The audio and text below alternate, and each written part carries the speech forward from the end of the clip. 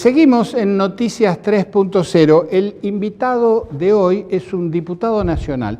Es un diputado nacional por la provincia de Río Negro y que ha tenido una actuación, por lo menos en el último año, una actuación pública muy destacada en los hechos políticos de mayor resonancia en el país. Les quiero presentar a Rodolfo Tayad, diputado rionegrino. Bienvenido, Rodolfo.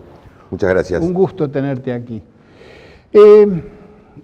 Últimamente has tomado intervención en todo este escándalo que se ha generado a partir de la denuncia de extorsión de este sinvergüenza Marcelo D'Alessio, y la implicancia o vinculación de un fiscal, además no de cualquier fiscal, sino del fiscal Carlos Stornelli, en esta denuncia de extorsión.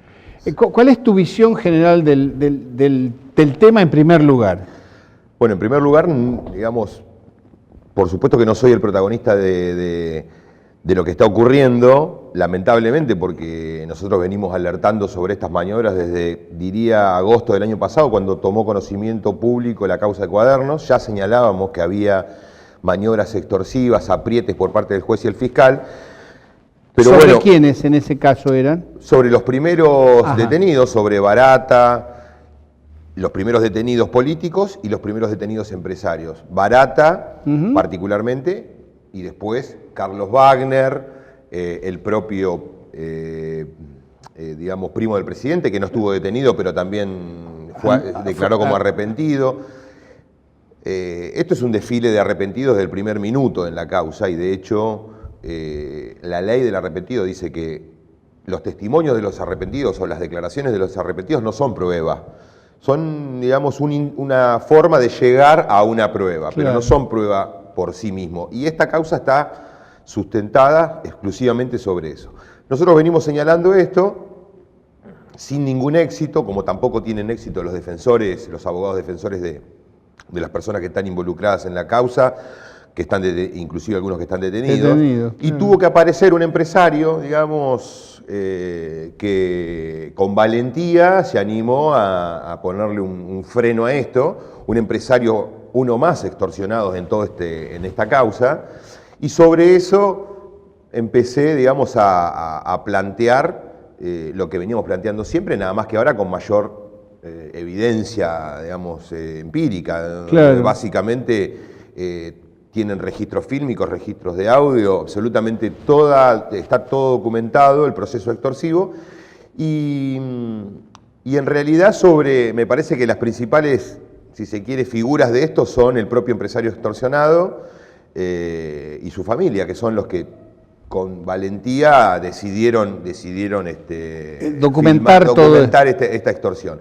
Pero yo creo que lo que me parece insignifica en términos institucionales es la confirmación de un estado de degradación del Poder Judicial argentino que viene de hace muchos años, que nosotros, o en el gobierno, los 12 años de nuestro gobierno, no pudimos resolver, o por lo menos no tuvimos la fortaleza o la inteligencia suficiente como para intentar dar vuelta básicamente 30 años de ignominia en materia judicial. Desde la democracia creo que es una de las deudas pendientes de la democracia del Poder Judicial. Y esto confirma, digamos, lo que veníamos diciendo, en particular en esta causa Cuadernos, pero en general en todo lo que está ocurriendo. Acá, en nuestro país, hay gente que relativiza lo que está ocurriendo, sobre todo los medios de comunicación, pero la verdad que es inadmisible el nivel o la cantidad de detenidos, de personas privadas de su libertad, sobre la base de ningún elemento de prueba, solamente por la decisión política de quienes hoy manejan el poder en Argentina, medios de comunicación, Poder Judicial y Gobierno Nacional, y por supuesto toda una serie de funcionarios judiciales que fueron convalidando estas prisiones. Ninguna persona que no sea un exfuncionario kirchnerista podría estar detenida, una persona normal, común, podría estar detenida por los que están detenidos estos compañeros. Entonces, por suerte apareció esto que muestra en cuerpo entero lo que es la justicia hoy. Una pregunta. vos estimás que la vinculación entre D'Alessio y Stornelli es verdadera. Es decir, que que D'Alessio actuaba en nombre de Stornelli. Bueno, yo no tengo ninguna duda. Ajá. Yo no tengo ninguna duda. La vinculación entre Stornelli y D'Alessio la tuvo que reconocer el propio Stornelli. Porque recordemos que cuando estalla este escándalo, Stornelli empezó a hablar de operaciones mediáticas, operaciones políticas, involucraron a los detenidos, justamente como si estuvieran en condiciones de manejar este tipo de situaciones. Y 5 días después, cuando vio un poquito más la película, cuando se asesoró evidentemente, cuando empezó, o cuando ya, supongo, habrá pensado que tenía atados todos los cabos, salió a decir y a denunciar a D'Alessio, claro, como una persona que estaba extorsionando, pero que él no tenían absolutamente nada que ver. Ahora, a mí me parece que hay demasiados elementos que demuestran. El vínculo personal está absolutamente demostrado, como decía, reconocido por el propio Stornelli. Ahora, la cantidad de información que maneja D'Alessio respecto de lo que ocurre en la causa Cuadernos da la pauta de que, además de ese vínculo personal, claramente tenía acceso a esa información de la que carecen la mayoría de los abogados defensores. Es decir, es una causa penal en donde los defensores no tienen información y extraños como D'Alessio tienen toda esa data. Y la usan para este tipo de intentos extorsivos, que yo creo que no es el primero. El propio D'Alessio plantea que se han dedicado a recaudar entre el juez y el fiscal. Y que ha juntado una fortuna. Exactamente, en algún caso habla de entre 50 o 60 y 70 millones de dólares, que por ahí son números que pueden parecer un poco descabellados, pero mi experiencia de más de 25 años en la profesión, caminando tribunales y fundamentalmente como Comodoro Pi, me lleva, digamos, a concluir que no es ningún delirio esa suma. Y además muestra, por lo menos esa es mi visión, una suerte de 2 etapas en la causa Cuadernos. Una primera etapa, agosto-septiembre, en donde claramente la investigación apuntó a los políticos, sí, en particular a Cristina, es decir, buscando que una serie de imputados se arrepintieran y señalaran a Cristina como, digamos, la jefa de toda esta... De la banda. De la banda. Sí. Y en función de eso encarcelaron a varios compañeros y varios exfuncionarios que hoy todavía están detenidos.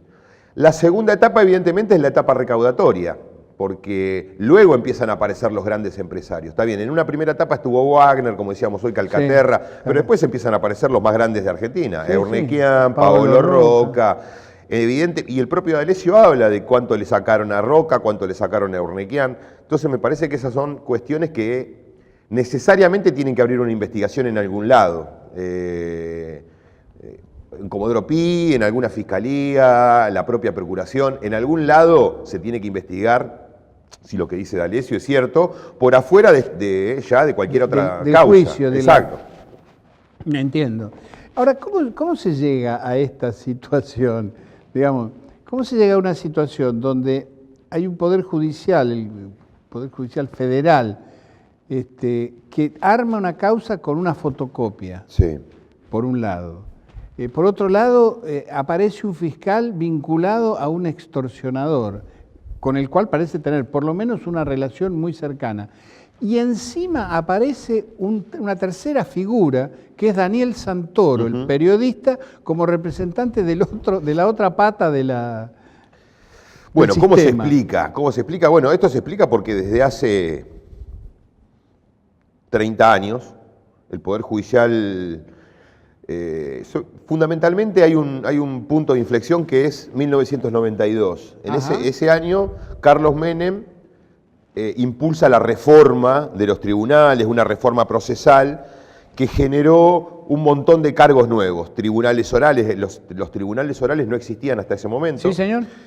Tribunales orales, movimiento de jueces de primera instancia que ascendían y por lo tanto en los lugares más estratégicos, más importantes, como los juzgados de primera instancia de Comodoro Pi, el gobierno en ese momento pudo poner a los digamos, jueces que más o menos le eran afines, pero se generó toda una movida gigantesca en tribunales que yo diría es el punto de partida para empezar a pensar el funcionamiento de eso a partir de la, si se quiere, de la triple alianza, servicios de inteligencia, medios de comunicación, servicios de inteligencia como un poco el representante del poder político. Del poder ¿no? político, del medios Estado. de comunicación y poder judicial. Eso tiene 30 años, un poco menos, de 1992 para acá, y nunca ha sido realmente puesto en tela de juicio, nunca hemos podido arrinconar, o la democracia no ha sabido arrinconar a esa banda que no tiene ningún tipo de límites, tiene una impunidad absoluta y de hecho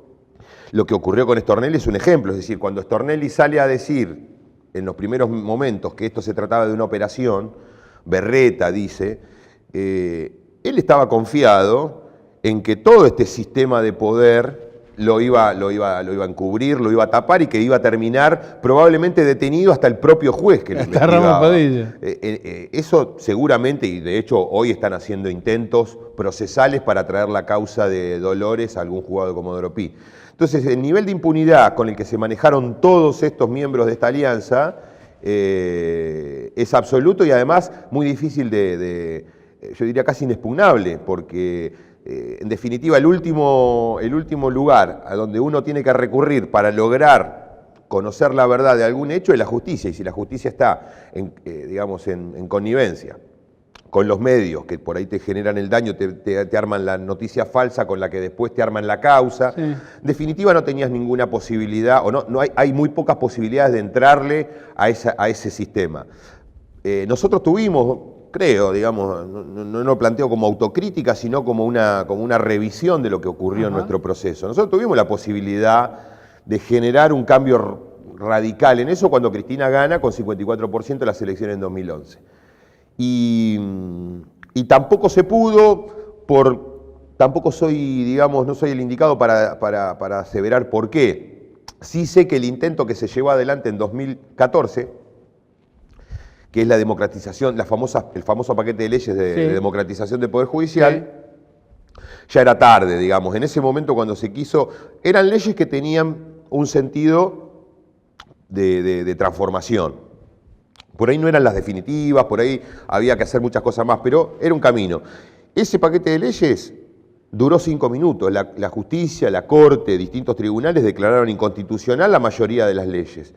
¿Por qué? Bueno, porque nosotros habíamos tardado, me parece, unos años en hacer esa jugada. Entonces, me parece que el Poder Judicial, que siempre está un poquito adelante de todos, mirando cómo se va acomodando. Sí, exactamente. El Poder Judicial vio que en el momento en que lo hace Cristina, le quedaba 2 años de gobierno, que ella ya no tenía reelección, que había perdido la elección del 2013 y por lo tanto era difícil que se volviera a repetir un gobierno de características parecidas a la de Cristina, aun cuando ganara eventualmente Daniel Scioli. Claro. Una persona que por ahí no tiene el mismo perfil que Cristina, que inclusive tiene, bueno, de hecho fue el gobernador de la provincia de Buenos Aires que le dijo a Stornelli, quiero que seas mi ministro de Seguridad, exacto. Con lo cual había una certeza de que las políticas de Cristina no iban a prosperar. A permanecer, exactamente. Ganara quien ganara, ganábamos nosotros, ganaran. Sí. Entonces, avanzaron contra eso, digamos, no se trataba de que no tenía poder Cristina, lo que no tenía era la capacidad de instalar esos temas en la sociedad. Y de hecho, no tenía eso. De hecho, la justicia ve mucho eso, es decir, si hay un tema instalado en la sociedad, acompaña. Por ejemplo, la ley de medios, que si bien tuvo muchos contratiempos y demás, terminó con la Corte diciendo que era constitucional porque desde el gobierno se pudo instalar el tema en la sociedad. Y se movilizó a la sociedad en su conjunto. Exactamente. La tomó como propia, por lo menos una gran parte de la sociedad. Claro. Al programa de reformas judiciales lo conocíamos los abogados. Entonces los jueces vieron eso, vieron el poder político de Cristina que terminaba, claro. Que tenía un fin, que la sociedad no le importaba o no lo entendía. Sí, y entonces avanzaron y desmantelaron ese intento. Entonces, Lo que me parece que nosotros necesitamos para no repetir esos errores es fundamentalmente hacer parte a la sociedad de la reforma que requiere la justicia. Charlamos de eso después del corte, Con todo Rodolfo. gusto. Estamos conversando con Rodolfo Tagliad, diputado nacional rionegrino, básicamente sobre el Poder Judicial. Volvemos en un instante.